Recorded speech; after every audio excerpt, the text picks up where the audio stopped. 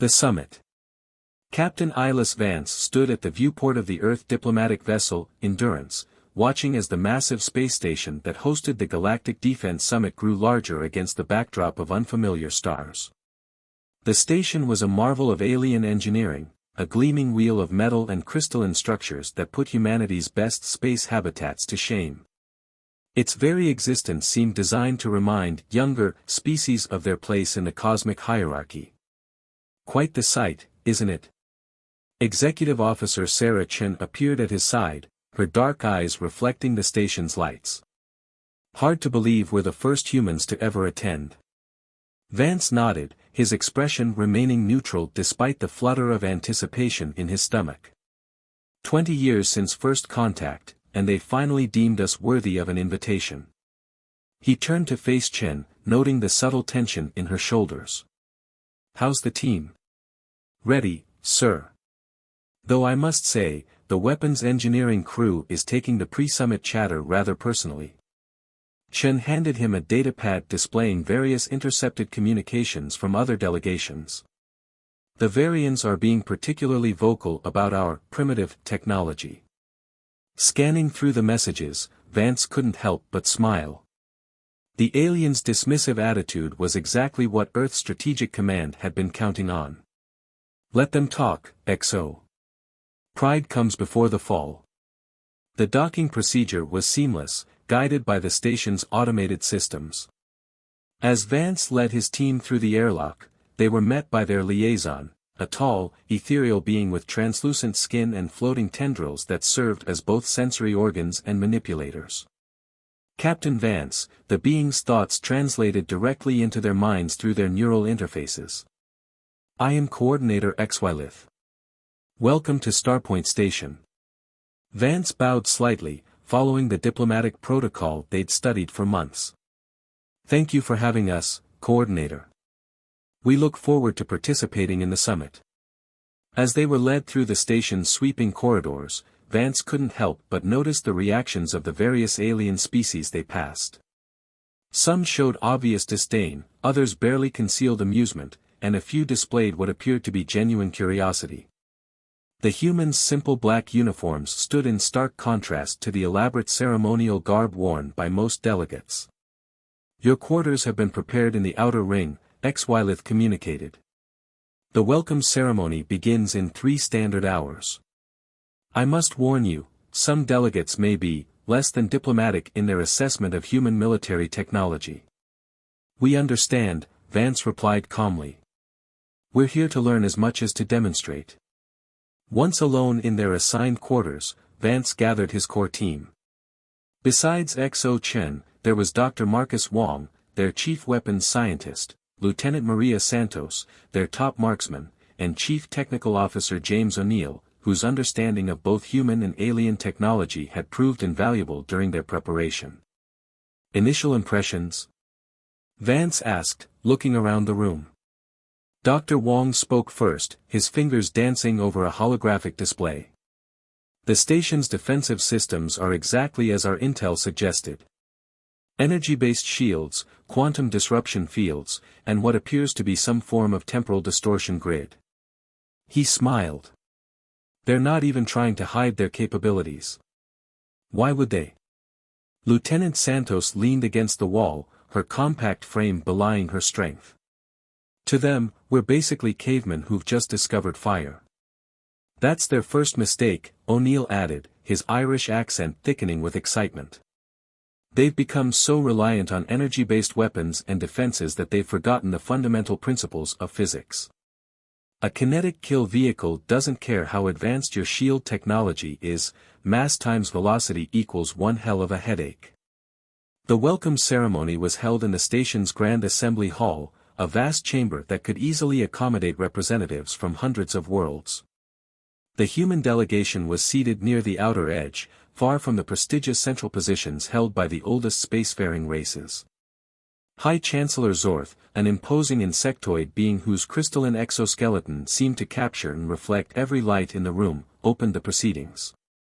Welcome, honored delegates, to the 527th Galactic Defense Summit. This year, we are joined by our newest associates, the representatives of Earth. The way Zorth emphasized newest drew knowing chuckles from many delegates.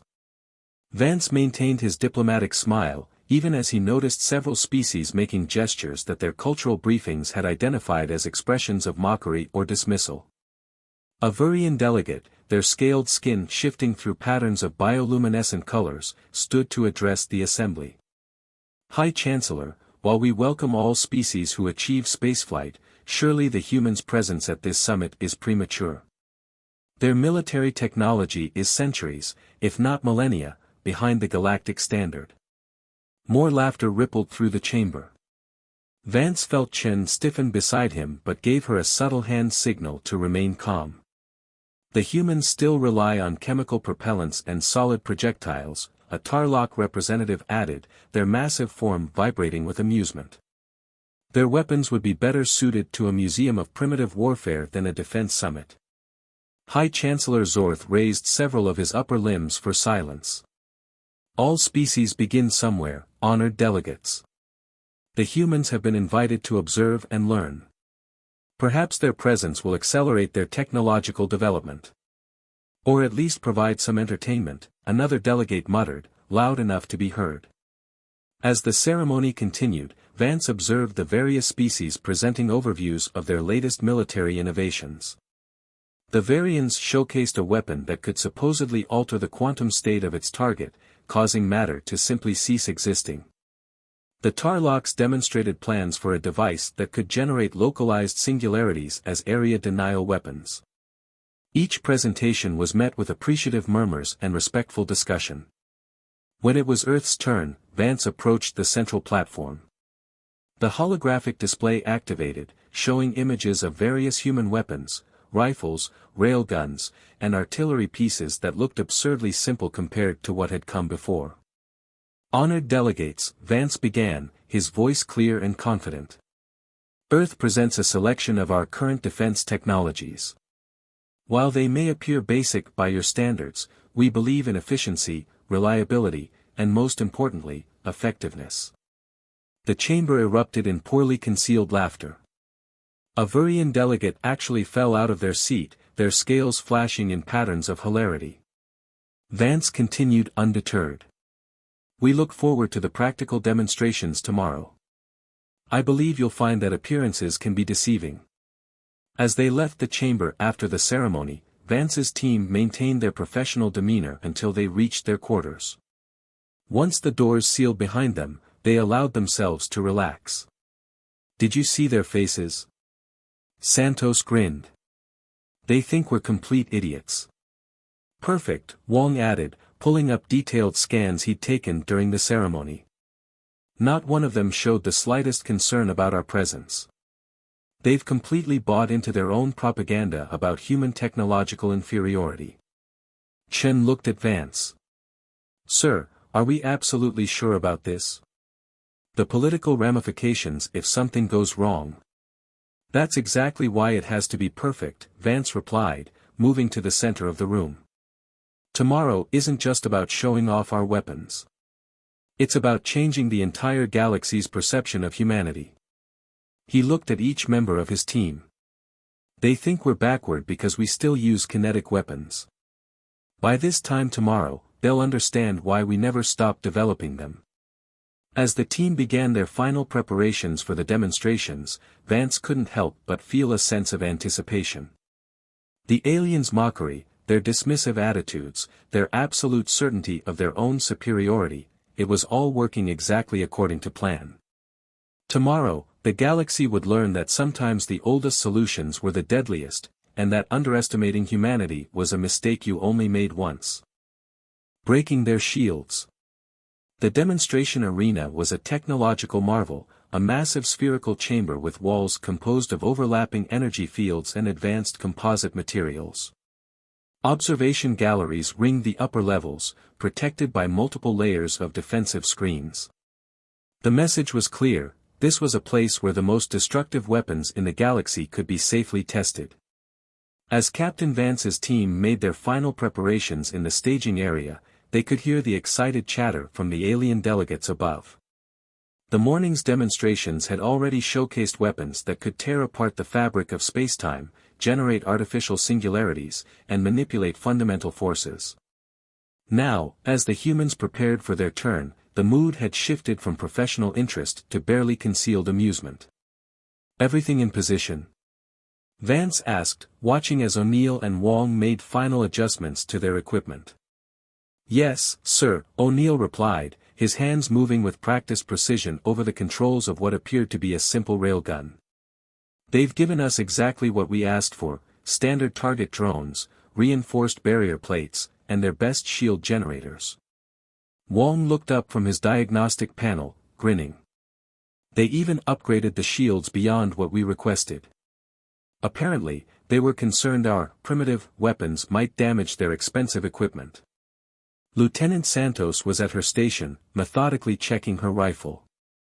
"Permission to speak freely, sir." Vance nodded.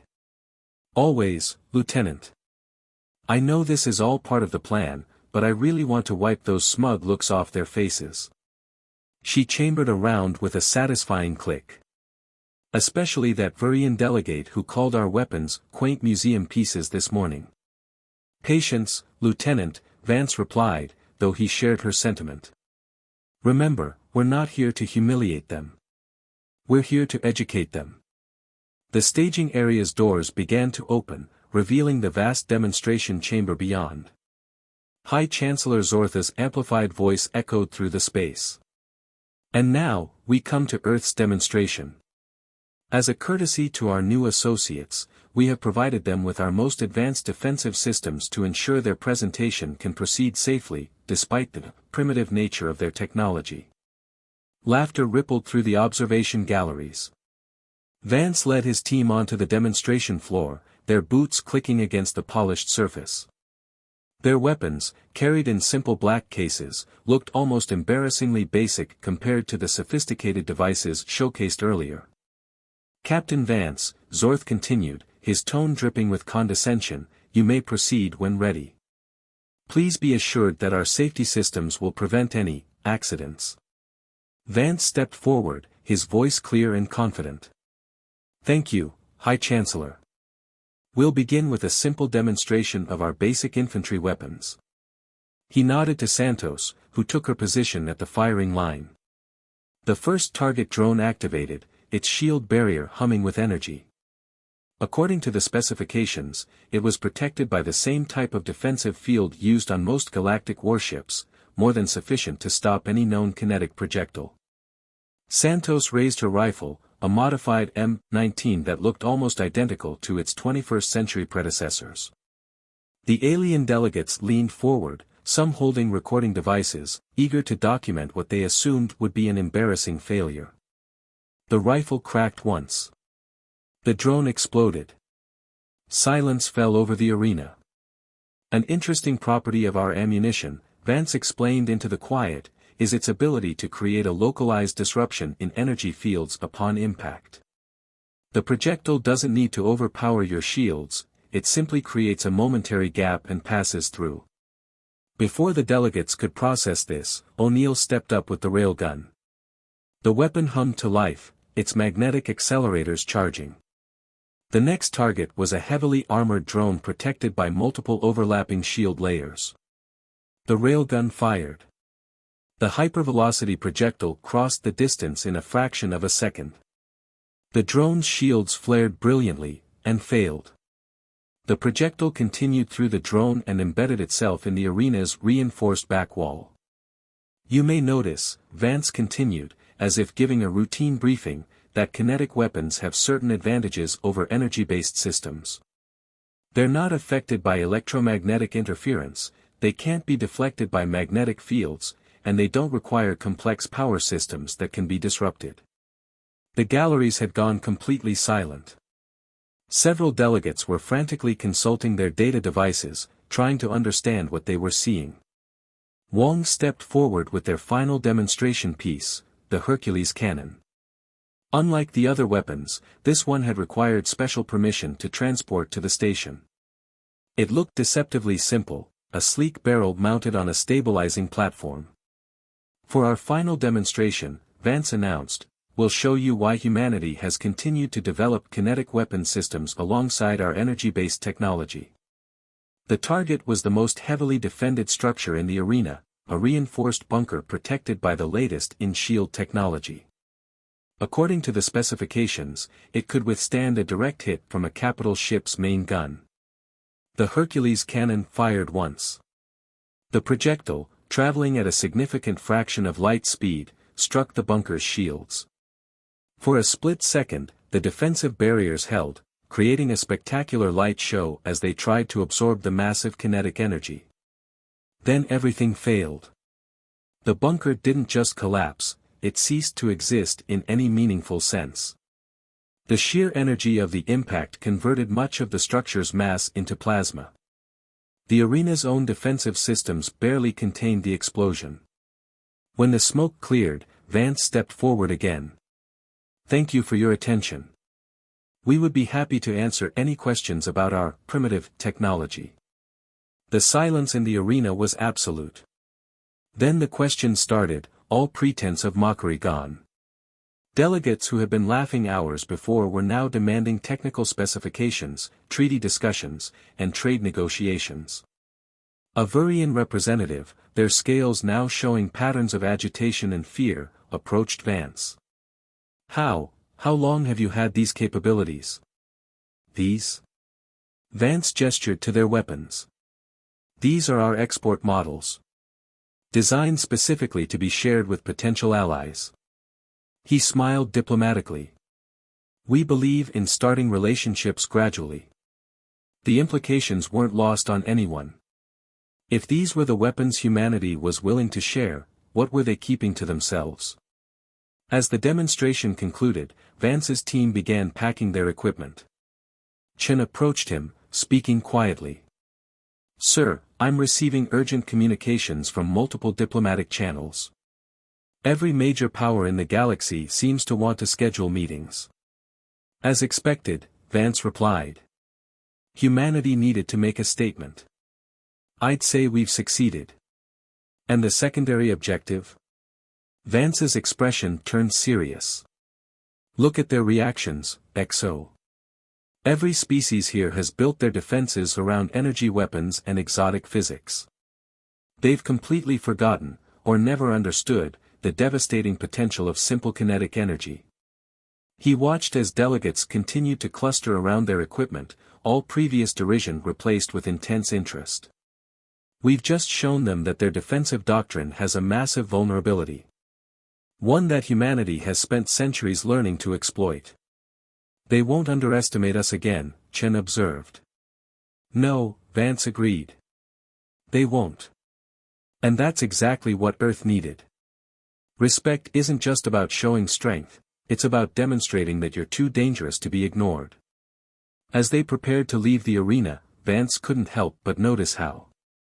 Political shockwaves. The observation lounge of Starpoint Station hummed with tense conversations in dozens of languages.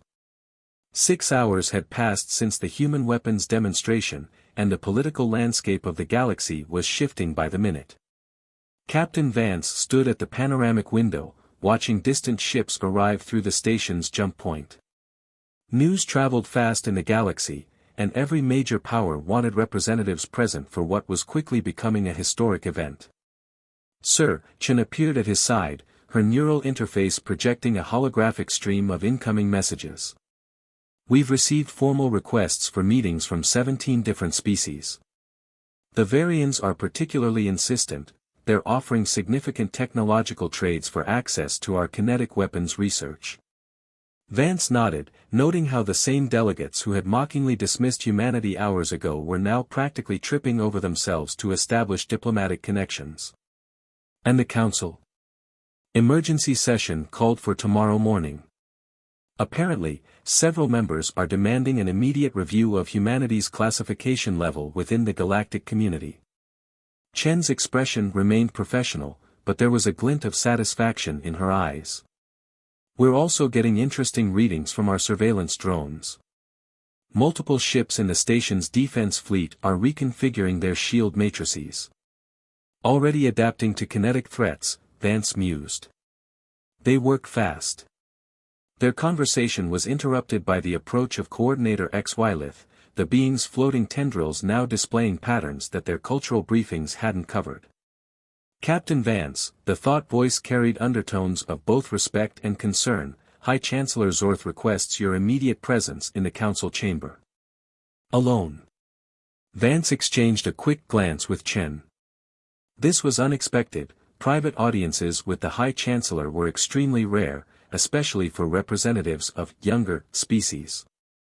Of course, Vance replied smoothly. XO, continue with our scheduled preparations. The journey to the council chamber took them through less populated areas of the station, sections that seemed older, more established. The architecture here spoke of power and permanence, a reminder that many of these species had been spacefaring when humanity was still mastering fire. High Chancellor Zorth waited in a private chamber, his crystalline exoskeleton now subdued to darker, more serious tones. Captain Vance, the insectoid being's mandibles clicked softly. Please, be seated. The chair that materialized was clearly designed for human physiology, a small but significant courtesy. Vance sat, maintaining the careful balance of respect and confidence that had served him well so far. I must admit, Zorth began, today's demonstration has created quite a situation. Several council members are disturbed by the implications. Disturbed, High Chancellor. Indeed. Zortha's compound eyes studied Vance intently.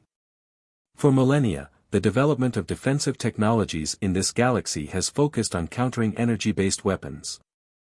The most advanced civilizations eventually abandoned kinetic warfare entirely, considering it inefficient and primitive. Yet humanity. The Chancellor's mandibles clicked again. You've taken this primitive approach and refined it to a devastating degree of effectiveness. We believe in exploring all options, Vance replied diplomatically. Humanity's history has taught us the value of diverse approaches to problem solving. Yes, your history. Zortha's tone shifted slightly. That's partly why I've asked you here. Our preliminary analysis of your weapons has revealed something interesting. The level of advancement in your kinetic technology suggests decades, if not centuries, of focused development. Development that continued even after you achieved energy weapons capability. Vance remained silent, waiting. This suggests, Zorth continued, that humanity has been preparing for potential conflict with advanced civilizations since before first contact. You've been deliberately developing weapons designed to bypass our standard defenses. An interesting theory, Vance said carefully. Is it merely a theory, Captain? Zortha's exoskeleton shifted colors again. Or did humanity somehow know about us before official first contact? Have you been watching, learning, preparing? The question hung in the air between them. Vance considered his next words carefully, aware that this conversation could have far-reaching implications for Earth's future in the galactic community. High Chancellor, he finally replied, humanity has always understood one fundamental truth. The universe is vast, ancient, and almost certainly filled with civilizations far more advanced than our own. We developed our technology with that reality in mind. Preparing for the worst while hoping for the best. Exactly. Vance leaned forward slightly. And I would respectfully suggest that this approach has proven wise. After all, when we arrived at this summit, how were we received? With respect and equality? Or with dismissal and mockery? Zortha's mandibles clicked rapidly, a sign of agitation. You used our own prejudices against us. Let us underestimate you. We let you see what you expected to see, Vance corrected. The fact that those expectations were wrong is not humanity's fault. Before Zorth could respond, an urgent signal pulsed through the chamber. The High Chancellor's exoskeleton flared with patterns of alarm as he accessed the incoming data. It seems, Zorth said slowly, that our conversation must be cut short. We've detected multiple unauthorized jumps at the edge of the system. Ships of unknown configuration, but their energy signatures. He turned his compound eyes to Vance. They match the theoretical profiles our analysts developed after studying your weapons technology. Vance's neural interface buzzed with an encrypted message from Chen. Sir, we're picking up the emergency broadcasts. Pirates. At least 3 carrier groups, using modified human tech. They're jamming conventional defenses. The implications hit hard. Someone had been studying human weapons development for a while, reverse engineering their principles. And now they were about to demonstrate that humanity wasn't the only force in the galaxy that understood the devastating potential of advanced kinetic warfare. High Chancellor, Vance stood, all pretense of diplomatic maneuvering forgotten. I suggest we continue this discussion later. Right now, your defense fleet is about to face weapons they've never encountered before, used by enemies who won't be as restrained as we were in the demonstration. Zortha's colors shifted rapidly. Are you offering assistance, Captain? Better. Vance's neural interface was already connecting with his team, initiating emergency protocols. I'm offering expertise. Your ships are already trying to adapt their shields based on what they saw today, but without proper guidance, those modifications will only make them more vulnerable. Warning klaxons began to sound throughout the station. The pirates had just dropped out of FTL, their ships moving in attack formations that suggested intimate knowledge of conventional galactic defense tactics. Very well, Zortha's decision was swift. You'll coordinate with our defense fleet from the primary command center. But Captain, his tone hardened, if I discover that humanity had any connection to this attack. High Chancellor, Vance interrupted, already moving toward the door, in about 10 minutes, you're going to learn the difference between humanity demonstrating its weapons under controlled conditions and actually using them in combat.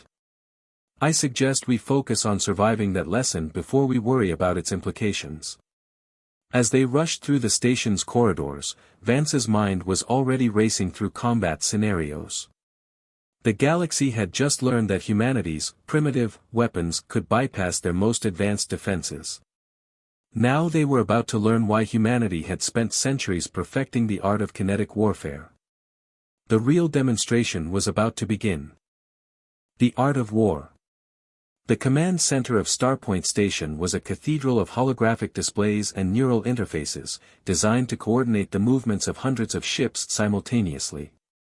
As Captain Vance and his team rushed in, followed by High Chancellor Zorth, the massive central display showed the approaching pirate fleet in terrifying detail. 3 carrier groups, 15 support vessels, and what appears to be. Chen's voice trailed off as she analyzed the data. Sir, they're using modified cargo haulers as kinetic weapon platforms. Vance watched as the pirate fleet split into attack formations. Their movements were precise, coordinated, this was no random raid. They've been planning this for a while. Waiting for the perfect moment and the sector's most powerful ships would be gathered in one place. And thanks to your demonstration, Zorth added acidly, our defensive systems are in the middle of reconfiguration. Actually, Wong cut in, his fingers dancing over a holographic interface, that works in our favor. Better a partially reconfigured shield than one totally optimized for the wrong type of attack. The station's defense fleet was already moving to intercept, sleek warships of various designs, representing the most advanced military technology in known space. Under normal circumstances, such a force would have been more than sufficient to handle pirates. These were not normal circumstances. All ships, this is High Chancellor Zorth, the insectoid leader's voice rang through the command channels. The human delegation will coordinate our defensive strategy. Follow their instructions precisely. Vance could sense the reluctance in the brief pause before the fleet commanders acknowledged the order. Pride and centuries of military tradition didn't disappear in a few hours, no matter how impressive a weapons demonstration had been. This is Captain Vance to all ships, he began, his voice calm and authoritative. Your first priority is to adjust your formation. Your current deployment is optimized for energy weapon exchanges, it's exactly what they're expecting and exactly what will get you killed. The holographic display showed the fleet beginning to move, though some ships responded more slowly than others. Vance turned to O'Neill. "Show them the simulations we prepared." O'Neill nodded, uploading data to the fleet's tactical network. "These are behavioral models showing how kinetic weapons perform against various shield configurations and ship formations. Pay particular attention to the splash damage patterns." The pirate fleet was closing fast. Their lead ships launched the first volley, modified shipping containers accelerated to relativistic speeds. The crude but effective weapons blazed across space toward the defending fleet. "Evasive action," Vance commanded. "Don't rely on your shields, even if they hold, the kinetic transfer will tear your ships apart. Vector thrust at 45 degrees to the attack axis and maintain irregular acceleration patterns." They watched as the defense fleet executed the maneuver. Most ships managed to avoid the first volley, but 2 vessels, slower to respond, took glancing hits. Their shields flared brilliantly before failing, and the ships spun away, their hulls cracked by the immense kinetic energy. "Now they know we're adapting," Vance muttered. "Chen, what's the status of the station's defensive systems?" "Shield reconfiguration at 60%, she reported. "But the pirates aren't targeting the station, they're focusing entirely on the fleet. Because they know they need to eliminate our mobile defense capability first," Vance explained to Zorth. "Standard human naval doctrine, neutralize the enemy's ability to maneuver before attacking their fixed positions. These pirates have studied human military tactics extensively," Wong observed, analyzing the enemy fleet's movements. "But they're using a bastardized version, all aggression, no subtlety." Vance allowed himself a grim smile. "Then let's show them what the real thing looks like." He opened a channel to the fleet. "All ships, implement tactical pattern Sierra 9. Prepare to receive targeting data for synchronized mass driver strikes." The defensive fleet began moving in what appeared to be random patterns, but Vance could see the underlying structure. They were setting up for a maneuver that had been theoretical until now, a modified version of an ancient human naval tactic adapted for three-dimensional space warfare.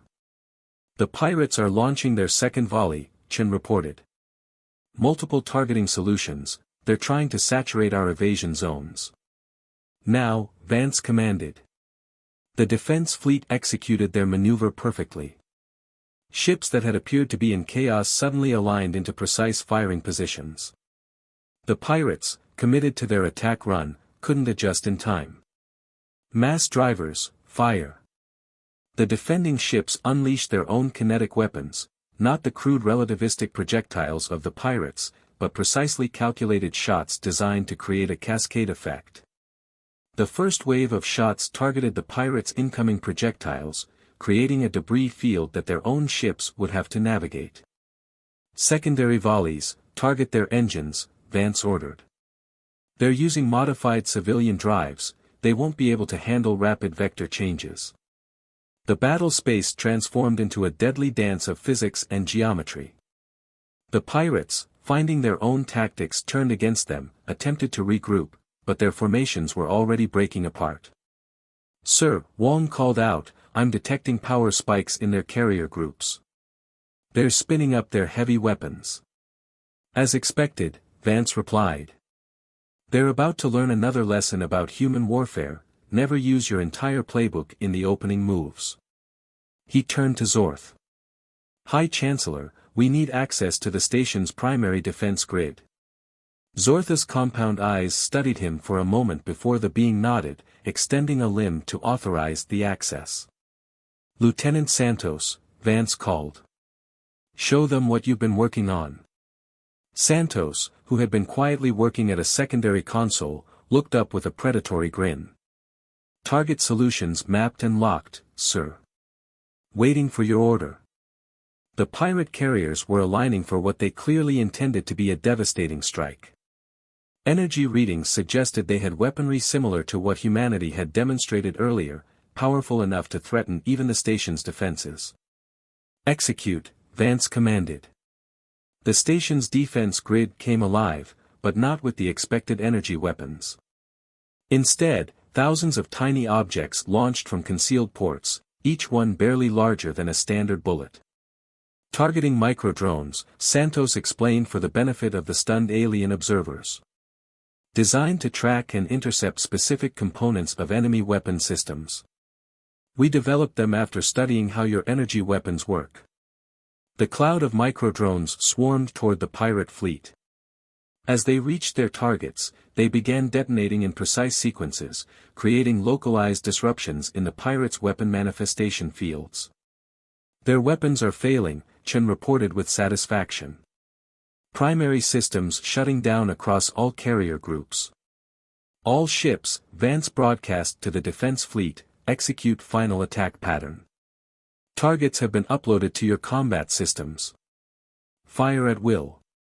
The defending ship struck in perfect coordination, their weapons taking advantage of the chaos caused by the microdrones. One by one, the pirate ships began to go dark, their hybrid technology proving no match for properly executed human combat doctrine. As the last pirate vessel surrendered, a strange silence fell over the command center.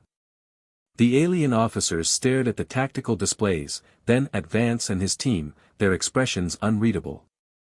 That, Vance said quietly, is why humanity never abandoned kinetic warfare. Not because we couldn't develop energy weapons, but because we understood something vital: the simplest solutions are often the hardest to counter. Zortha's exoskeleton had shifted to colors that indicated deep thought. You didn't just win this battle, Captain. You changed the fundamental understanding of space warfare in our galaxy. No, Vance corrected. We simply reminded everyone of principles they'd forgotten. The pirates proved that anyone can copy our technology. The difference is in how you use it. But even as the immediate crisis ended, Vance's mind was already racing ahead. The pirates had access to modified human technology and detailed knowledge of their tactics. That suggested a much bigger problem, one that would need to be addressed. Someone had been watching humanity very carefully, and not everyone who learned their lessons would be as obvious as pirates. The real war, Vance suspected, was just beginning. Changing the game. The interrogation chamber aboard Starpoint Station hummed with suppressed energy as Captain Vance studied the captured pirate leader. The alien was a Kethera, a species known for their technological aptitude and moral flexibility. Their crystalline skin, usually iridescent, had dulled to an anxious gray. Let's start simple, Vance said, his voice calm but firm. Where did you get the weapons designs? The Kethera's facial crystals chimed softly, their equivalent of nervous laughter. You already know, human. The same place everyone gets their advanced technology. The black markets of the Outer Rim. No, Chen interrupted from her position by the door. These weren't black market copies. The targeting algorithms, the deployment patterns, they're too precise. You had access to actual human military documentation. Vance leaned forward. Which means either you have a source within Earth's military. He let the sentence hang. Or someone else provided the intel, the pirate finished, their crystals shifting to a deeper gray. Someone who's been watching your species very carefully. In the observation room adjacent to the interrogation chamber, High Chancellor Zorth and representatives from the major galactic powers watched the exchange with growing concern. The implications were becoming clear, and they were troubling. How long? Vance pressed. How long have you been preparing for this attack? The pirates' crystals chimed again, but this time there was no humor in the sound. We were just the test run, Captain. The proof of concept. The real players, they've been watching humanity since before your official first contact. They know what you are. What you represent. And what exactly do we represent? Change. The word resonated through the chamber. Disruption. You humans don't just develop technology, you fundamentally change how it's used. Look what you did today. Centuries of established space combat doctrine, rendered obsolete in a single battle. Back in the station's diplomatic wing, Dr. Wong and O'Neill were analyzing data from the battle when they made a disturbing discovery. They immediately transmitted their findings to Vance's neural interface. The captain absorbed the information without changing his expression, but his mind was racing. The pirates' weapons hadn't just been based on human designs, they'd been modified with technology that shouldn't exist yet, incorporating principles that humanity itself was only beginning to theorize. Someone wasn't just watching humanity. They were predicting their technological development path. "Sir," Chen's voice carried a note of urgency. "We're picking up unusual energy signatures from the captured pirate vessels. They're evolving." Vance was already moving. "Evacuation protocol, now. Get everyone away from those ships." The warning came just in time. The captured pirate vessels suddenly blazed with energy, their hulls seemingly dissolving into clouds of intelligent nanites. Within moments, there was no evidence they had ever existed. "Self-destruct system?" Zorth demanded as they regrouped in the command center. "No," Wong answered, analyzing the readings. "This was a deliberate design feature. These ships were never meant to be captured or studied. They were demonstrations, meant to be seen in action and then disappear without a trace." Lieutenant Santos, who had been quiet until now, spoke up. "Sir, I think I understand their strategy. They wanted us to demonstrate our capabilities, then they showed a corrupted version of our technology to make us look dangerous. They're trying to turn the galaxy against us." The pieces were falling into place. The invitation to the Defense Summit, the mockery that prompted them to demonstrate their full capabilities, the perfectly timed pirate attack, it had all been orchestrated. "But why?" Chen asked. "Why go to all this trouble?" "Because humanity represents a threat," Vance replied, his voice grim. "Not a military threat, an ideological one. We approach problems differently. We don't just adopt new technology, we question how it's being used. We find new applications, new methods." "You force change," Zorth observed, his mandibles clicking thoughtfully. "And change is dangerous to those in power." The command center's main display suddenly activated, showing a map of known space. Hundreds of points began lighting up, locations where similar energy signatures to the pirate ships had been detected over the past year. "They're preparing for something," Vance said, studying the pattern. "This was just the opening move. Show the galaxy how dangerous human technology can be, make everyone fear our influence. And justify whatever they're planning next," Chen finished. The room fell silent as the implications sank in. The galaxy was far more complex, and dangerous, than anyone had imagined. The established powers weren't just struggling with humanity's rapid advancement, they were actively working to contain it. "What's our next move, Captain?" Santos asked. Vance turned to Zorth. "High Chancellor, humanity came to this summit hoping to establish our place in the galactic community. Instead, we've stumbled onto something much bigger. Someone is manipulating events on a massive scale, using our technology as a weapon against us." Zorth's exoskeleton shifted through complex color patterns. "You're suggesting an alliance?" "I'm suggesting survival," Vance corrected. "You've seen what human technology can do in the wrong hands. We need to work together to understand who's behind this and what they're planning." The High Chancellor was quiet for a long moment, then his colors stabilized. "The Council will need to vote, but, you have my support, Captain. However, there will be conditions.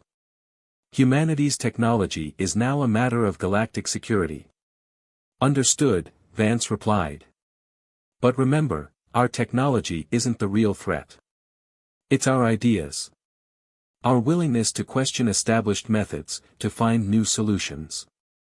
Perhaps," Zorth admitted, "that's exactly what this galaxy needs." As the diplomatic machinery began moving, establishing new protocols and agreements, Vance met with his team privately. "We've changed the game," he told them. "But we've also painted a target on humanity's back. Whoever is behind this, they're not going to stop. They'll keep using our own innovations against us, trying to make us appear dangerous. So we show them dangerous, Santos suggested with a grim smile. No, Vance replied. We show them something they don't expect. They think they understand humanity because they've studied our technology, our tactics. But they've missed something fundamental. What's that, sir? Chen asked. Our greatest weapon isn't our technology or our tactics, Vance said. It's our ability to adapt, to question, to change. They're trying to use our innovations to isolate us, but in doing so, they've given us something invaluable. What's that? A reason for the galaxy to need us. Vance smiled. They wanted to demonstrate why humanity is dangerous. Instead, they've shown everyone why we're essential.